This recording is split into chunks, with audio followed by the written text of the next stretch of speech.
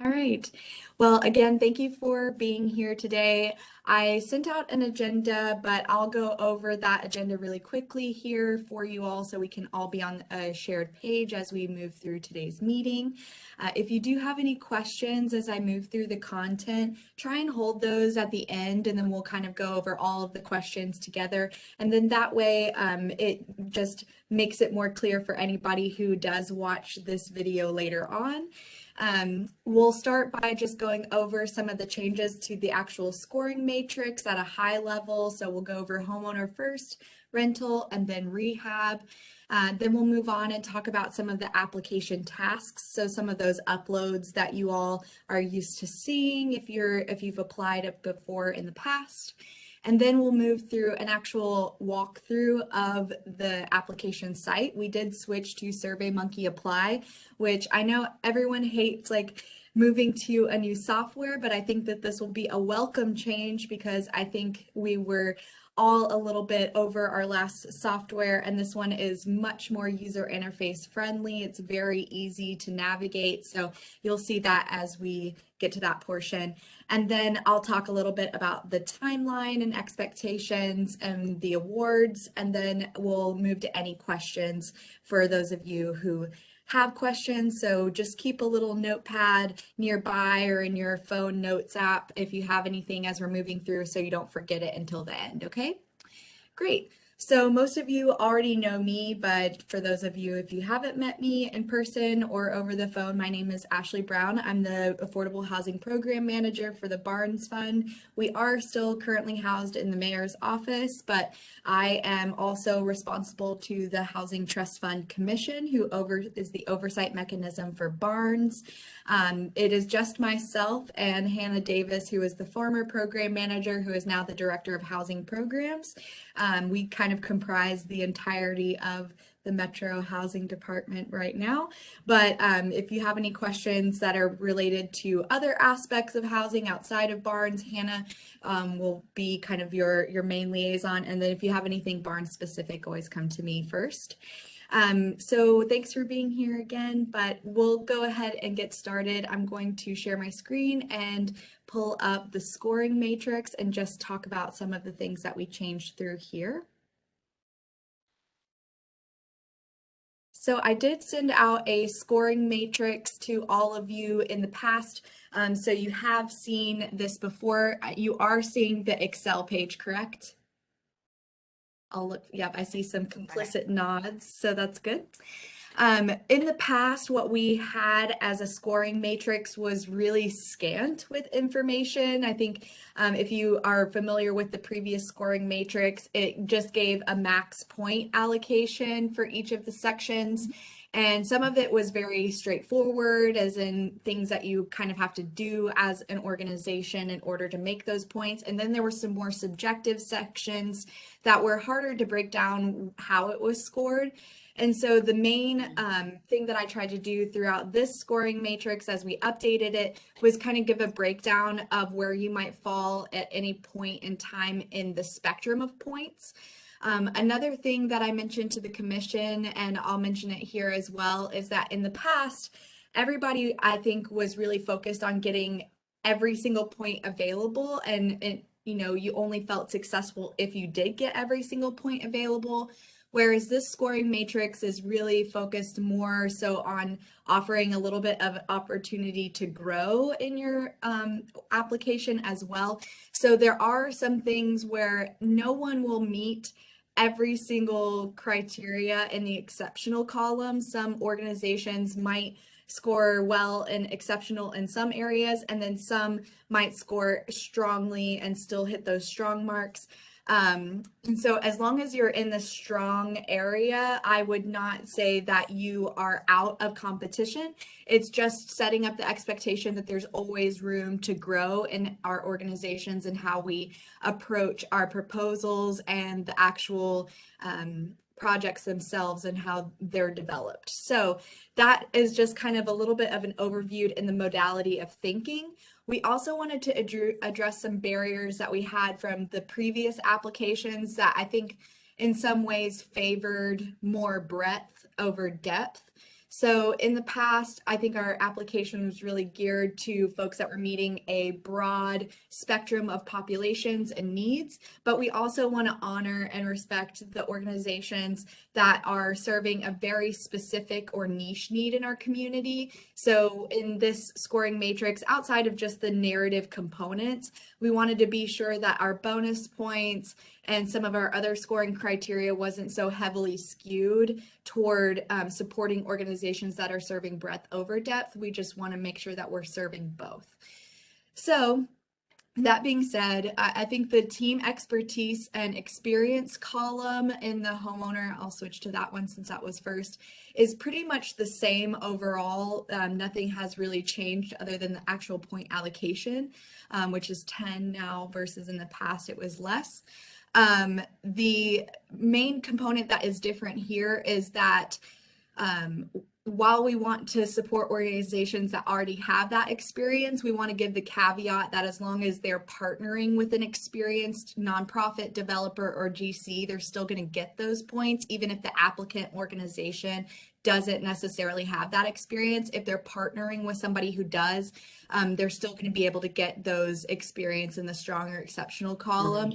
And then that way, that's really supporting collaboration overall, especially for some of our newer applicants who were not scoring well in that section at all. It also helps the feasibility of the proposal in general, right? Moving on to the developer's fee, this is nothing new. The only difference here is now you see a breakdown in the spectrum of points. The audit has not changed as well. Again, the only thing that is different here is a breakdown in the spectrum of points. The capital stack, the way that we worded this was to move away from just giving kind of one-off points to folks that had different leveraged funds or a different, more diverse stack of capital. What we care about is the committed funds, right? So that can look like a lot of different things, but we want to make sure that the percentage of the Barnes request is still in here. So it just took a lot of those single line items from the last scoring matrix and made it into one larger scoring item, but I don't think any of this information is technically new. Moving on to site control and zoning. Again, this is the same as it was. Nothing has changed here, except you see a spectrum of points across the board, especially as it applies to zoning options. Site plans, architecture plans, and then construction and work write-up in this section. I'll talk about these as a whole. So in the past, the line items from the scoring matrix essentially said, has a detailed architecture plan, has a detailed site plan, but there was no description of what detailed meant. And so this is kind of breaking down what we mean when we mean detailed. It's not necessarily new information. And I know that construction level versus design development level and schematic level, I know some of those things can have conceptually general meanings. However, it was the best way to categorize detailed as we were moving on. But if you have any specific questions about that or need help in this section, please reach out to me and I can discuss it with you. Proposal type, this is the same as it was. Nothing has changed here. Education and affordability. So this section, we did already have a couple of line items in the previous matrix that alluded to education, and this is probably the most subjective of the scoring matrix outside of the bonus points. However, I try to give a lot of examples of what we mean by reaching out, the outreach component of it, the pre and post education components, who it is for or intended to reach, and then some of the community needs assessment or data analysis that goes into the overall education of not only the folks that are going to be living in those homes, but the organization to understand the need and that environment. So again, kind of breaking down some of those line items that we already had in the scoring matrix, but allocating a different point total and then showing a spectrum across the board. This line item for eligibility requirements, that is the same through all of the different matrices. And so this is just basically making sure that you have a thorough narrative, that you've completed all your upload tasks, that there are no questions left to any reviewer, internal or external, that comes back to the board and say, well, you're missing parts or components of this. This is not fully answered, or this is not complete. And then making sure that everything throughout the proposal is answered, rather than having to come back and ask further questions. Not that asking for clarity is always a poor sign of poor narrative, but it sometimes can be indicative that there were questions left unanswered through the organization or the actual narrative itself. Then moving on to the bonus points. So you'll see here this line says that the total points available before the bonus point section is 100. So scoring out of 100, just easy math here. And you can see throughout, I've tried to, if anything was worth 5 points and had a longer column, each of these sections are worth 5 points. So this total section would be 25 throughout here. So that's how it's scored. So we mean 5 points each. Not all of these things equal 5 points, if that's just for clarity. So this section here is new to our matrix, diversity, equity, accessibility, and inclusion. We have had a diversity matrix in the past that was, number one, largely problematic. It didn't answer the full scope of diversity and equity, inclusion, or accessibility. I'll go through that actual upload in a second just to give you an overview of what that upload task will look like later on. But the commission has definitely always had a commitment to DEAI. However, that was not really reflected in their application or in their actual scoring matrix. And so my recommendation to them is, if it's not going to be scored, then it's not really a requirement of the application. And so even though this is in the bonus point section now, primarily it's in the bonus point section because it's net new to the overall application. However, I imagine in the future this would become a standard part of our applications if that's the way the commission moves throughout their strategic planning plan for next year. And then you can see that there are a lot of different examples of what we mean when we mean diversity, equity, accessibility, and inclusion. This should be answered throughout the narrative, if possible, and not only in the upload task of the matrix. If DEAI is really a component of your project, that should be answered throughout, and that should be easily understood by a reviewer throughout the actual proposal itself and not just the upload task. But we have a lot of different examples of what we mean by that here. It doesn't mean to get all 5 points, you have to do every single one of these things, but you see that we mean above and beyond just representation at this level, and then it goes down each part afterward. Access to transit is not new to any of our matrices. The only difference here is that in the past, we didn't include the component of walkability. Walkability is still a very important part of access to transit. And so you'll see to get the full points within a quarter mile is ideal, but anything that's walkable, even within a half mile, is still going to have some of the residual benefits of access to transit. And then it goes down further on after that. Each of these point sections here are worth 2 additional points. And so we added a column for design. Design is something that we've talked a lot about in the past at the commission level, talking about the future of what affordable housing means, looks like, and feels like, not only to the tenants, but to the residents of the neighborhoods in which they reside. And so in the actual grant policy, there's a little bit of a breakdown of what we mean by intelligent and sustainable or welcoming design concepts, and gives you some resources about what that might be. But this would probably be answered in the proposal narrative, not necessarily in any of the upload tasks, but it could certainly be visible throughout the architecture plans if there was something grabbing, but I would still make sure to address that in part of the narrative somewhere if you're looking for these points. Collaboration.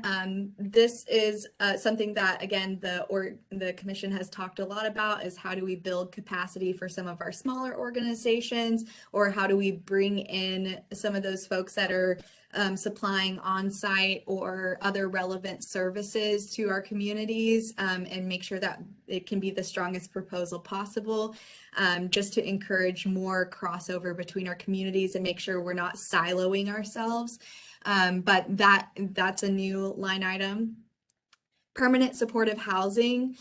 This is not a new line item. However, it's named something different. In the past, we've just said there are units below 30% AMI included.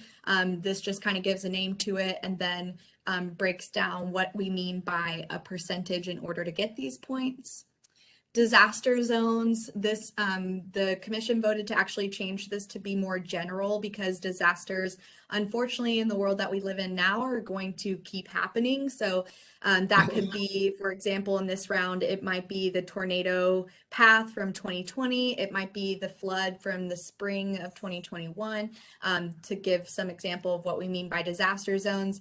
This could be answered in the narrative portion. I would not necessarily leave it on the reviewers to know exactly where those disaster zones would be. So if you're looking for these points, I would be explicit in your proposal narrative somewhere about this.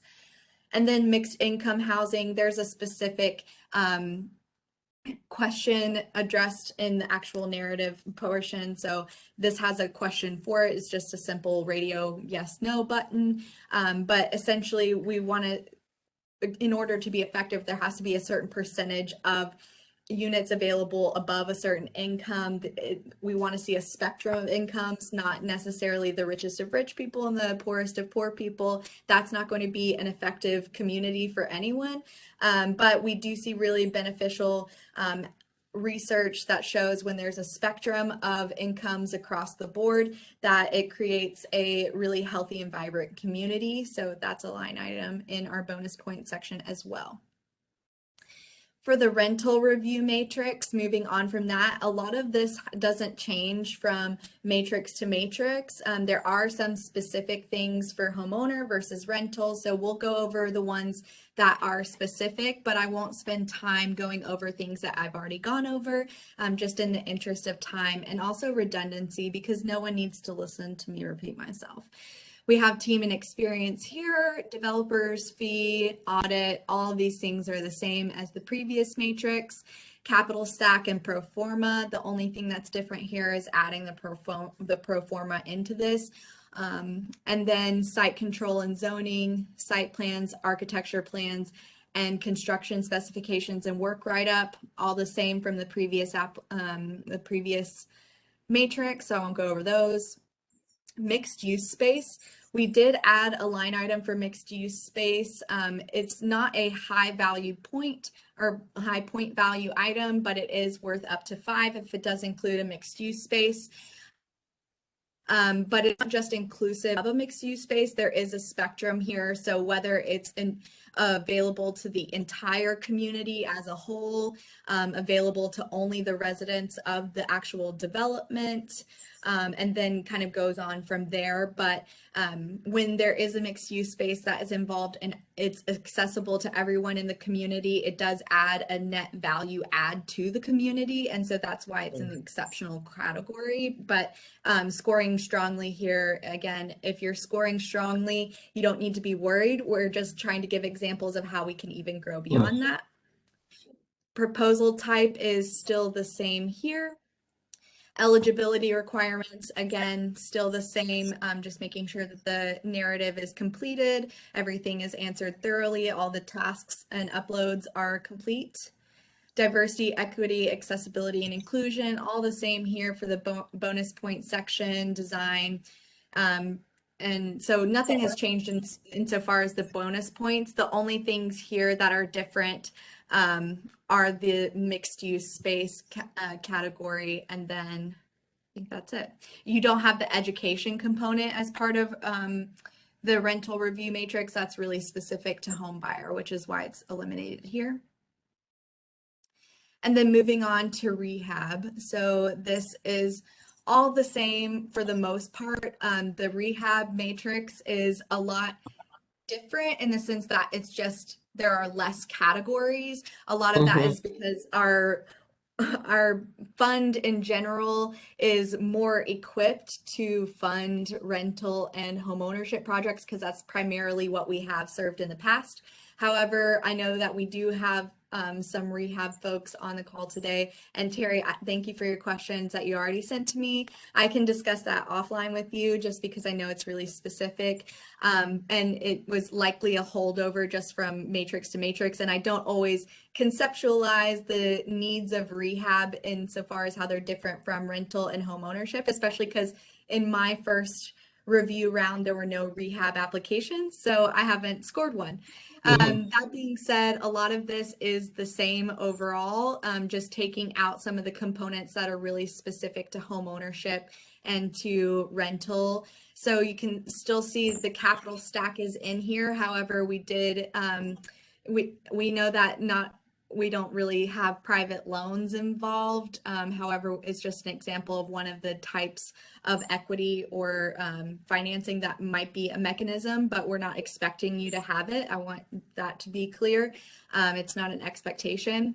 The education piece does make a reappearance here. I think it's very important, especially in terms of the lien component of rehab, that there is an education piece and how you talk about the lien with the actual homeowners and what their understanding of the work scope is and how it will be addressed and how to help in the future. So that they're offered resources for continued support is in that. There are questions that allude to the education piece, and there is one specific, but it should be evident throughout your narrative that you're doing a lot of this education work, and I'm sure that you all understand that if you have applied for the rehab category in the past. Eligibility requirements are still here. The point allocation for bonus points are different here because there aren't as many categories that are as applicable to rehab. So they're all worth 5 versus some 5, some 2, as in the past or in the other matrices that I've already shown you. However, we still have diversity, equity, accessibility, and inclusion, collaboration, and disaster zones for the rehab matrix. So that's a high level overview of what's changed here. So the 3 takeaways again are to give a spectrum of points. So there's an understanding of where you might fall. You can still receive partial points, but reviewers are encouraged to leave notes. So I'll be able to share some of those points of feedback with you about why points were reduced if they were unexpected. But this should give you a good starting point to self-score. Supporting depth as much as we are supporting breadth. So taking out some of those easy one-offs that might have awarded an organization that was serving a broader community versus a niche community or a high need, high impact community, but that has less breadth to it. And then also offering some room to grow in the applications. Those would be the 3 main takeaways that I would like everyone to leave with an understanding of the actual matrix. So next I'm going to show you some of the changes in the grant policy. Most of this will not be a shocker, but we did move some of the easy points that were one-offs in the scoring matrix. We just moved those to the eligibility criteria. Everyone was already doing them. It doesn't make sense to score it if everyone, it's an expectation. Okay, so, and I'll answer questions at the end, but thank you, Sharon, for sharing in the text box. I did see it pop up. All of this information has not really changed up here, but this section, which is talking about the different requirements, has changed slightly. So we did add. I see anything. This is Sharon Collins. It's a blank screen. Oh, Is that for everybody else or just for me? It might be for everyone. Yeah, we don't see it. I can't see anything either. Okay, give me 1 second. I think it's because I shared the application and not the screen. And let's see.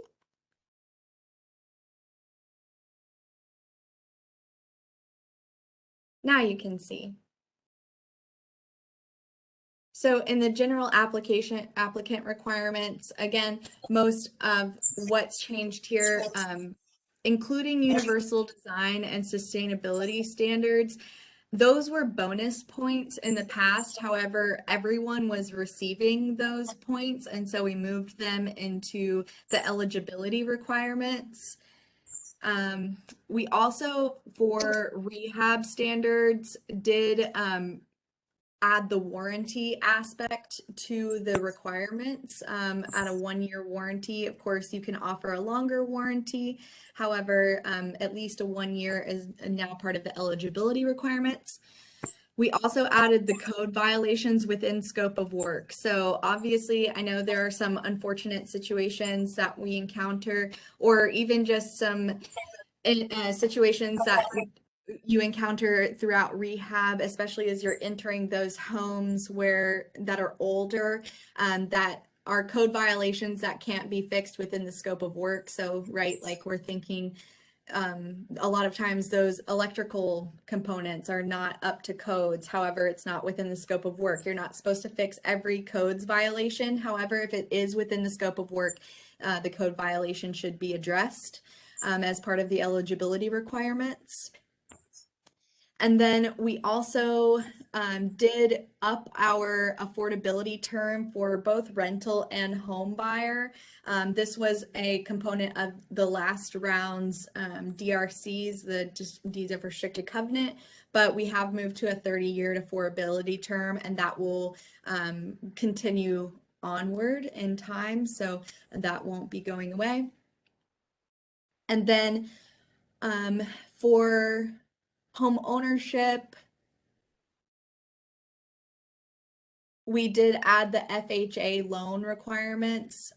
So meet or exceed the FHA standards of lending for home buyers. Again, that's if you're acting as the lender for the actual program or as a CDC. So that is, I mean, most often our applicants are already exceeding the FHA standards.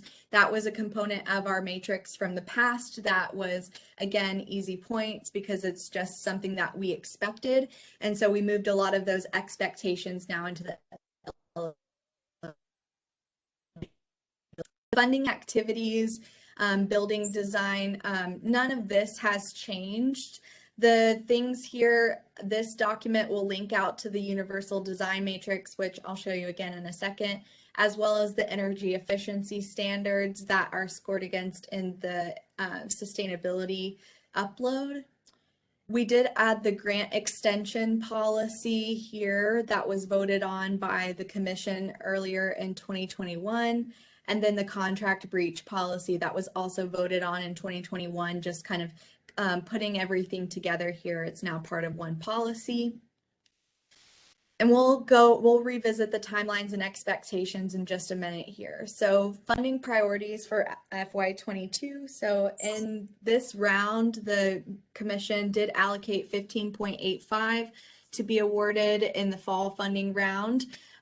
We did increase the cap per nonprofit to 3 million versus 2 million in the past to address issues with our construction pipeline and also just the cost of construction both in Nashville and the US has increased pretty exponentially. So we wanted to give a little bit more room there. Again, it's per nonprofit, so a nonprofit can have up to 2 applications acting as the primary applicant. And then to address barriers of equity and inclusion, we do have a small organizational set aside, which we have had in the past. Because of the legislation that was passed in 2021, it required a 20% set aside. So that pool is 3.17 of the total, which is 15. So that will be prioritized for organizations with operating budgets below 2 million. And we did increase the cap for those proposals as well to 750,000 versus the 500,000 that it was previously, again, to address some of those cost barrier issues. We also have a 3 million set aside of the 15 pool to specifically allocate funding for urban zoning overlay projects. You can find out if your parcel is within the urban zoning overlay by going to this parcel viewer here and looking at the zone code. Most of you are familiar with using the parcel viewer, but there are directions if you are unfamiliar. Pretty much that allocation was determined after we received unused state funds in early 2021 to address some concerns that Metro Council and the Commission has had previously about high need access to housing. And then this is the bonus point section that briefly describes why the Commission would be considering any one of these bonus points. We did also update the transit corridor, so that's linked out in the policy, but if you've been using a previous map, this is always a good opportunity to look and see what is now considered a high transit corridor. Some different options here, so there are some additions from the last map, I believe, just given the increase of use both by our public transit system and by population. The universal design checklist and the energy efficiency and sustainability checklists, the content itself has not changed. So nothing in here is net new. We will be looking to update them based on newer standards, probably before the spring round. Much of these things may stay the same. Some of them might change, but for this round, we kept the content the same. So, I don't think this should be a barrier for anyone, considering everyone in the past was already previously meeting these standards, as well as the energy efficiency and sustainability practices. I just rehabbed the look of the documents themselves, but nothing content-wise is net new. Timelines and expectations. So again, the application itself opens on October the 12th. So that is next Tuesday at 8 a.m. It closes November 14th at midnight. So just make sure you have about a month to complete. I always try to include that last weekend before the deadline because I know how we love to run up against some crunch time. I understand. I've written grants in the past. I get it. But we do also have a question period. So if you get into the actual application and have some specific questions about the content, you can email those to me by November 8th and expect a response. Anything after November 8th, I may not be able to respond to in a manner that might accommodate your finishing of your narrative. So just make sure if you have like a really big question to get it to me before November 8th if it's going to affect how you answer something. Again, I can offer guidance or support insofar as the question or explaining it, but I can't offer you assistance in how to answer or what to say. Just offering that as a bit of a caveat, just so you understand that I cannot be biased in the review process. This has some helpful links about what you'll have to include. The recommendations will be made to the Housing Trust Fund Commission by the external review team on that December 16th meeting. So that is not the normal meeting time for the Housing Trust Fund Commission. They did move it up to accommodate the holiday schedule for December. So just be aware that the meeting will take place a little bit earlier in December than it typically does, again, on December 16th. After that awards meeting, they will vote and I will contact the awardees, and the legislation itself will be filed with Metro Council in January of 2022 after the holiday. But I'm happy to write any kind of letter of support or letter of commitment that any folks might need ahead of the January 1st opening of the LIHTC credit applications. So if that's something that you might need before the legislation is filed, just get with me if you are awarded. And I think that covers it as far as both the policy itself and then most of our uploads. The only other upload that I want to show you is the staff board and program diversity matrix. So this looks a little bit different than what you're used to seeing in the past. Rather than quantifying individuals, it really takes more of a narrative shape. We don't want to ask so many questions. It's not the highest point value, but it is a value add to both the narrative, the proposal, and the actual development and design of a project overall. So be as thorough as possible, even though it's only 3 questions, but this covers the staff, the board, and the program. So the first one talks about the staff and board and some of the representational aspects. So how you're serving your individuals and from what backgrounds and understandings of both, you know, any kind of diversity background experience, and gives you a little bit of freedom to talk about what that looks like. Also, it specifically talks about women and minority-owned businesses insofar as your bids for construction activities to solicit those bids. So how are you sourcing your subcontractors? And then the last question talks a little bit about the commitment to serving the populations outlined in your application. So how you're serving and through what programs you're offering, and how you're either marketing to individuals, how you are conducting your outreach to different community groups. All of that can be answered in this last question about the organizational commitment here. And I think that covers everything up to the point of actually going through some of the site itself. So I'll pause since I went over a lot of the kind of policy questions before we get to the actual website itself. So are there any? I know that there was one in the chat that I'll answer quickly. So is rehab for single family homes only? Can rehab be done for multifamily buildings?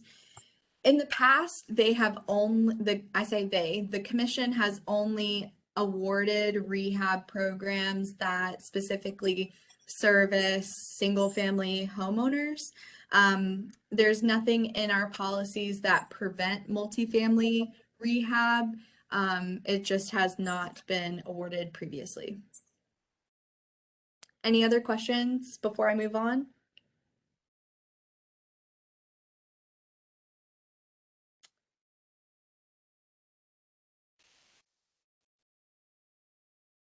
Would rehab for multifamily buildings be submitted under the rental category? Yes, it would be submitted under the rental category. There is a rehab option in rental. So the rental application itself does have an option for rehab in the site control and zoning aspect. So it wouldn't be considered a rehab application. It would still be considered rental, just rehabilitating the existing structure. That's a good caveat. Thanks. Okay. So moving on, I'll show you a little bit of the website itself.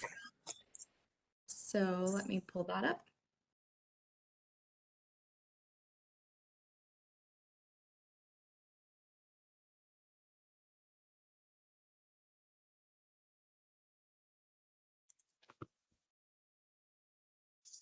All right, you should be able to see my screen now. This is the back end view of SurveyMonkey Apply. So you won't see something that looks like this, but I'm just here right now to test a certain user. So we'll pull up my fake user named Bob the Builder. And I'm going to assume his role, which means I'm going to act as if I'm applying for the first time. So, oh, I guess I had to verify my email. I didn't know that. Sorry about that, folks. Let me assume a different role then. hopefully you would have a verifiable email because it is somebody who is not.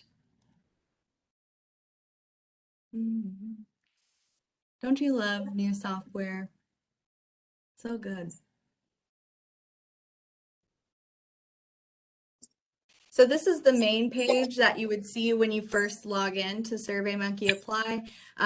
You just says the Barnes Fund at the top. The address is different. It's just barnes.smapply.io. The link is on the actual Barnes application site. Again, this will just show you what those different allocation and funding pools are, the subsections of the fund, and just like a general overview of how the process works.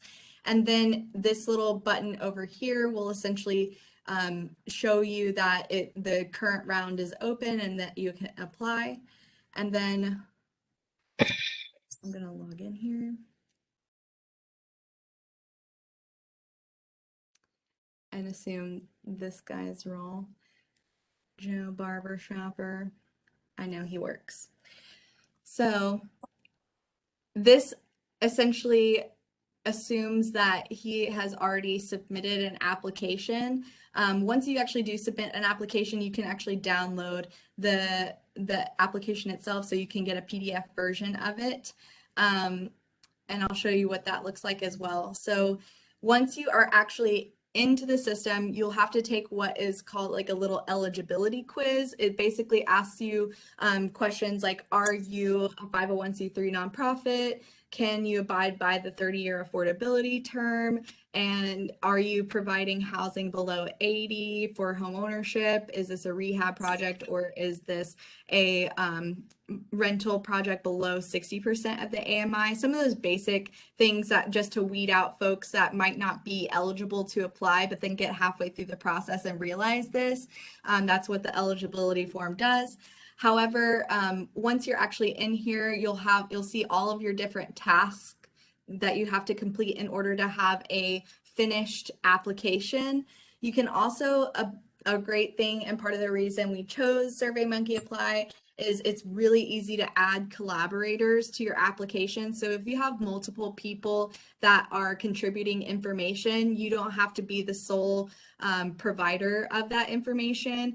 Now, I don't suggest that a bunch of different people write your narrative because it might seem disjointed to the reader.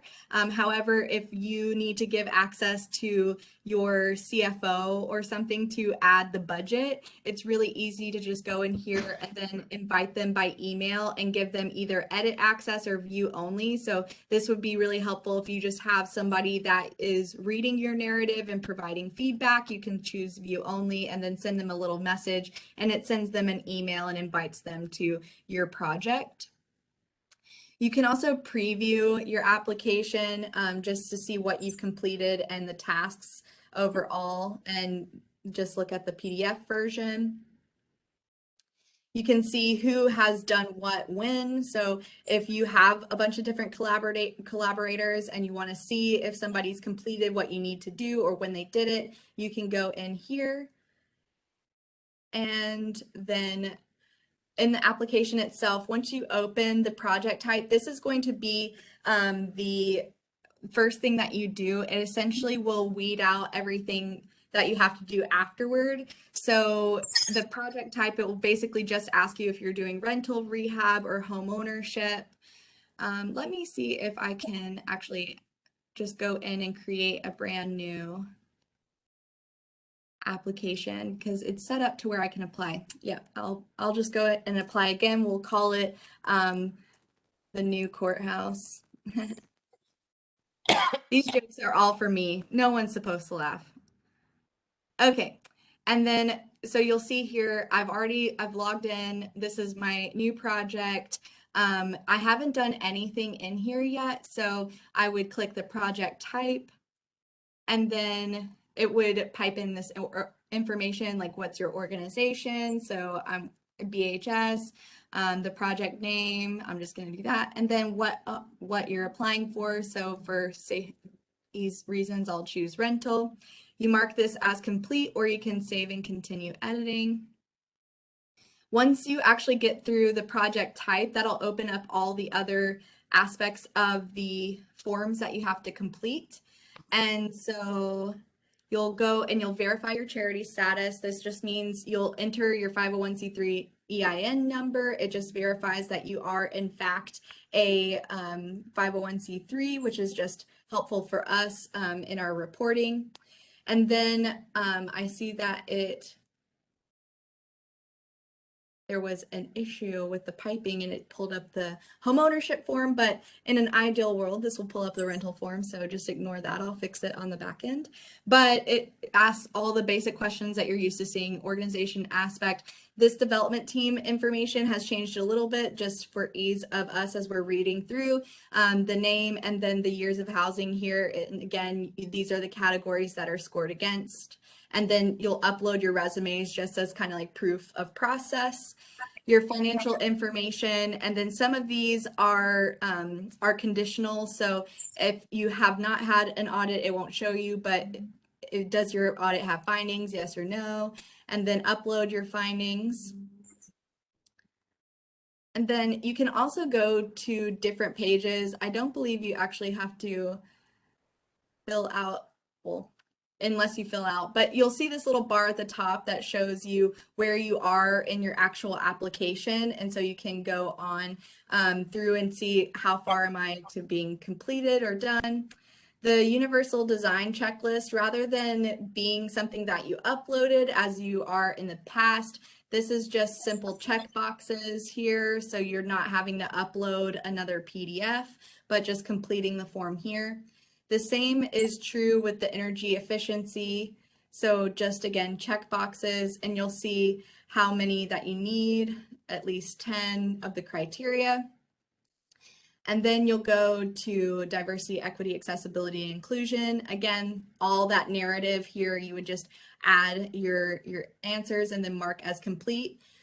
And then some of these tasks, if they have the up arrow right next to them, that's just an upload task, which means it's an extra attached file. You are able to add more than one file to each category. So no, don't worry about like, oh, I have 2 files that I need to upload for my funding commitments. Very easily can be done here. And then at the last, you'll also see an option for additional uploads. You don't have to use this, but I found through talking with some of the other applicants in the past that it has been easy, or they want to show more about their program or have an additional attachment that might be helpful to understanding the whole of the narrative. And so this is really just an optional upload, but a way for you to add more context to your overall narrative. And then since I've already completed under this person, I've already completed their eligibility. But again, you can actually edit your eligibility at any point in time if you need to change it. So if you are ineligible at one point, you need to go back and figure out how to become eligible. It's not an end all be all. You can go back and re-answer those questions and make sure that you get through once you've fixed the eligibility issues. So that's a kind of high level of the software itself. I apologize that I had a little bit of a hiccup there at the beginning and couldn't show you all the way through the application, but once you get in there, you'll find that it's pretty easy to navigate, and I've added some extra section headers, so that way it's pretty navigatable and shouldn't have any issues. But again, just make sure you answer during that question period. So let's see, there's one more question. So if you are applying to the small set aside, you don't have to request only $750,000. However, in order to be considered against the other small organizations in that set aside, that is the requirement. So if you want to be considered in the general funding pool for the general amount, and you are an organization that has an operating budget of less than $2 million, you are certainly welcome to apply for more and be considered among the full general pool. If you are a small organization and only want to be considered for funding against other small organizations, the funding cap for those proposals are below $750,000. Does that answer your question? Yeah. Great. Is there anyone else that has any other questions for me, either about the process, the policy, the new software that you would like to kind of escape valve now before you get out? Are there word limits to any of the narrative answers? We have put in the narrative or the actual application PDF. So if you go to the website, there is an application PDF of the full questions, and I'll show you that in here. Hold on. So you'll see on the website that all of these different forms are on there. And so you won't have the conditional formatting, but just as a tool to be able to go over for yourself. And you'll see that in some of them, it says 300 words or less as there. And technically I can go in and set word maximums. However, I tend to not do that because I know how it feels as somebody trying to apply that you're 3 words over and you don't know where to take out from, and you have to make some sentence make sense. So I don't want to penalize anyone for going over the suggested maximum. However, try not to be egregious with it. Like, don't write me an entire 7-page essay in something that asks for 300 words or less, but there are suggested maximums, but there is no rule that it will cap you out and tell you you have to stop typing. So the easy answer is yes, there are word limits. No, they are not enforced, but for the sake of reading and the sake of your own narrative and being concise, perhaps do not abuse the leniency. Any other questions?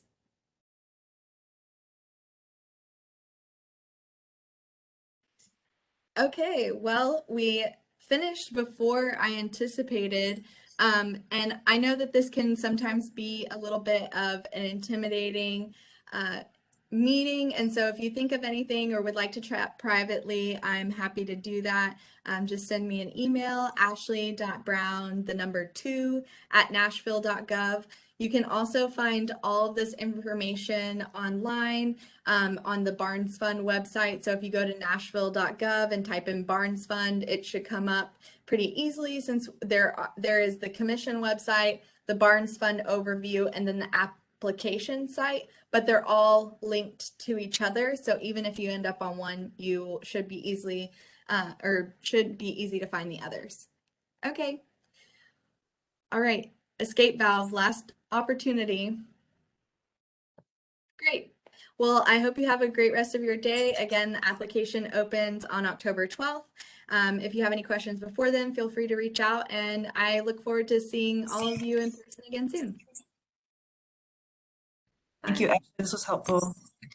Thank you. Thanks, Ashley. Appreciate you. Of course. Thanks, Mark.